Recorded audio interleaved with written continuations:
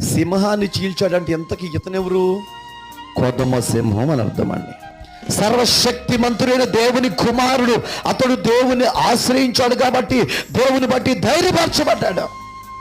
అన్నలు ఎవరో లేరు, తల్లి లేదు, తండ్రి లేదు, ఎవ్వరు లేరండి ఆ పక్కన. ఆయన ఒక్కడే ఉన్నాడు, సింహానికి ఎదురెళ్ళాడు. ఈరోజు దేవుని వాక్యం వింటున్న ప్రియ సహోదరి సహోదరుడా, ఎప్పుడైనా మనం ఎలా ఉండాలి తెలుసా అండి? సింహంలాగా ఉండాలి. సమస్యను చూసి పరిగెత్తకూడదు, బాధలు చూసి కృంగిపోకూడదు, కన్నీళ్ళు చూసి దిగులు పడిపోకూడదు. ఏ పరిస్థితులు ఎట్లా వచ్చినా దేవుని కొరకు సమర్థవంతంగా నిలబడాలి. నీ ధైర్యము, నీలో ఉన్నటువంటి ఆ ప్రార్థనే నీకు ప్రాకారముగా ఉండి నేను కాపాడుతుంది. ప్రార్థన లేనివాడు నిలబడలేడు, ప్రార్థన లేనివాడు భయపడుతూ ఉంటాడు. దేవుని మీద విశ్వాసం లేనివారు క్షణక్షణం కృంగిపోతుంటారు. ఈ జీవితంలో ప్రార్థన ఉందా? ఈ బ్రతుకులో ప్రార్థన ఉందా? నీ కుటుంబంలో ప్రార్థన ఉందా? ప్రార్థన నీకు ప్రాకారముగా ఉంటుంది ప్రియ.